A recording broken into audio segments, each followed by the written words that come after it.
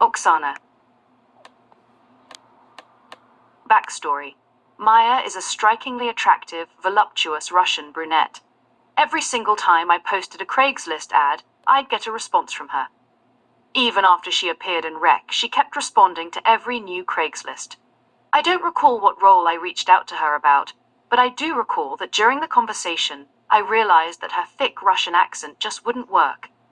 Also, during our text exchanges, her texts came over in both Russian and English via this weird interpretation app. Still, I did want to include her, primarily for two reasons, the first being how attractive she was, and the second being how persistent she was. When I told her that her accent might be problematic for the role we were discussing, I could tell she was disappointed. That touched me. Her persistence deserved to be rewarded. The idea of the Russian dating site popped into my mind, though I hadn't come up with the name of it.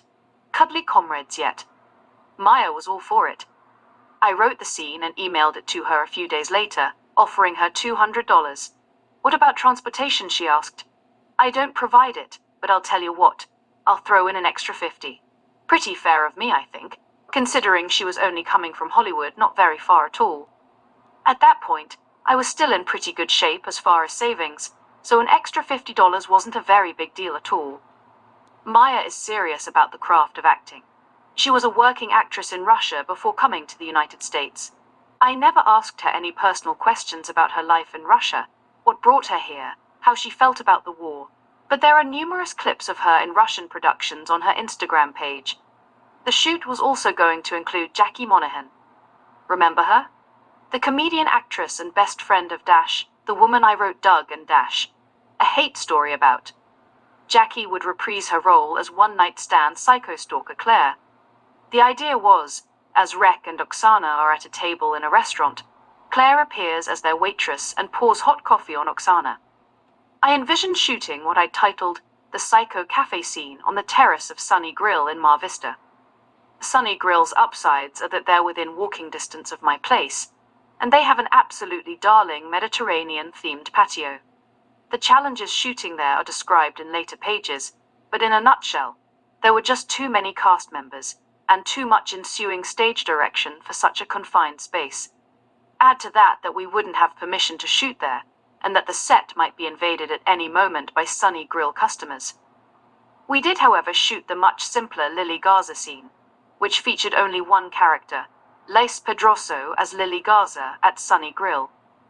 The Psycho Cafe scene was ultimately shot in my ex-wife Renee's backyard. She already had a dining table and chairs, and the shrubbery and vines all around provided a very workable backdrop. The plan was to shoot the scene I'd written and sent to Maya first, and then shoot the scene with Jackie appearing as Claire. The shoot. Right away, an unexpected problem presented itself. A barking dog. God, this dog would not stop barking. We tried to work through it, just shoot the scene anyway, but it was just ruinous. I told Maya to ask, "What is next door? A kennel?" Maya's response was, "What is kennel?" We tried not to laugh and explained its meaning. Finally, the dog stopped barking or was taken away. With that unbelievably annoying distraction gone, we were able to shoot one of the best scenes in the entire production. Maya, the consummate professional, remembered her lines verbatim. However, she did suggest one slight change, which I readily agreed to. When Rec asks Oksana where she's from in Russia, Oksana's answer is the incredibly long and fictitious name I'd made up. Maya gave me the name of an actual 8-syllable Russian town that we used instead. "You have heard of?" she asks Rec. "Oh sure, of course," he answers with a shrug of his shoulders. Pretty funny moment if you ask me. The premise of the scene is Oksana, hoping to score a rich American, winds up with broke old lonely Rec. When he leaves the table, under the guise of finding their waitress, she calls her friend Anya to give an update on how the date is going. The scene called for a second Russian actor, and thankfully Maya found one, her mom in Russia. Free of charge, no less. With Rec now out of the shot, Oksana calls Anya. The conversation takes place in Russian, with subtitles. Oksana laments, "He's older than my grandpa." "So what, he's rich?" Anya answers. "Rich?" Oksana says disgustedly. "He's a limo driver." Anya's reaction? "A limo driver?" Oksana, what were you thinking? I thought he was a movie producer, Oksana explains. Then Anya delivers what might be the funniest line in the scene, telling Oksana, "You might as well go out with a janitor." Ultimately, Anya's advice is to get out of there while she still can. Oksana agrees, gets up from her seat and leaves. The scene ends with a still shot of her empty chair. With that version out of the way, we moved on to the Claire segment. Rek and Oksana are sitting at the table. "God, where's our waitress?" Rek asks with frustration. Claire enters the shot in her waitress uniform, holding a tray with a pot of coffee and 2 cups on it. "Hi, welcome to Psycho Cafe. I'll be your waitress today," she says seductively. "Claire?" Rek exclaims. Claire stares at Oksana disgustedly. "How about a little coffee?" she says. "On you." Claire pours hot coffee, which wasn't hot, on Oksana, who curses at her in Russian. Truth be known, the scene just didn't work. For one thing, Jackie was just too cautious when she poured it on Maya. You could clearly see that she was trying to avoid pouring it on her face or on her dress, and spilled most of it on the table instead. Very considerate, but not very effective. Unlike the first shoot with Jackie months earlier, Jackie just didn't look as crisp. She looked like she'd been out all night, which might not have been such a bad thing. Speaking from experience, being obsessed with someone and following them, etc., really can be exhausting. We shot the Claire segment a second time, with a new twist. This time, when Claire enters the shot, Rek gets up and runs away. Then we cut to her chasing him up the street with her order pad and pencil, yelling, "French fries or onion rings, Rek?"